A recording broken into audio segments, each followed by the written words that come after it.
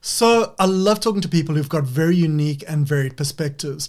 And Nick Charalambous, the founder of Few and Far, is definitely one of those.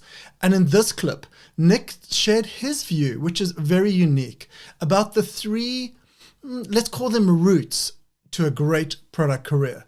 Enjoy. So there's generally three routes that can outline the direction of a career. And this doesn't specifically go just around product, right? This can go across a number of different areas. The first one is the entrepreneurial route. And I speak to a lot of people that have a huge passion for building their own business at some point and scaling that. They might not necessarily know exactly what it is, but that's something they definitely want to do.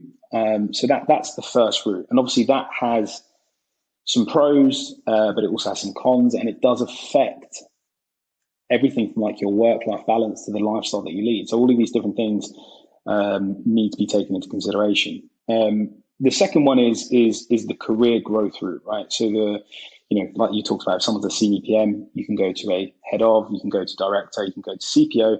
The other great thing about product is actually there are, so many other areas or other avenues you can go down once you reach that leadership level. I've seen CPOs move into COO positions. I've seen CPOs go into large transformation programs and take chief digital officer seats.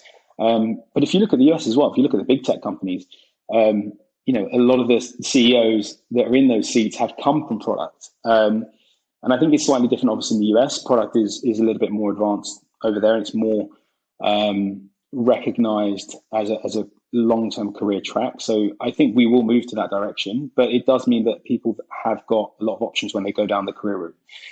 The third one is becoming more and more prevalent, especially in the last 2 to 5 years. I've called it the portfolio route. And that generally comes up when you get to a certain level in terms of leadership, and you want to make a jump across to maybe more of an advisory gig where you work with anything from 2 to 15 different types of businesses at the same time, anything from 1 day a quarter to a couple of days a week. And you can change it up. You can work on things you're really passionate about. You can work with startups. You can work with large businesses. But that route is also attractive because you can focus on your own side gigs. You can do training. You can do lecturing. And if you don't want to work, this is the thing, you can scale it down. And actually say, do you know what? I want to spend, 3 months traveling Europe and I don't want to do any work, and you can do that. Or you can go into like a bit of an intense mode and fill up every day under the sun. Each of those ones has a very different kind of effect on your lifestyle and does change your day to day.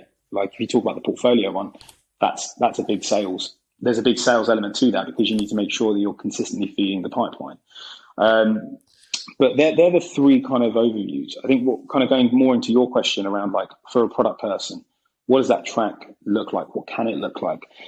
You can absolutely progress, right? And I think a big part of progressing, from a senior PM to a head of, one of the key things is about having some management experience, like direct line management experience, having, a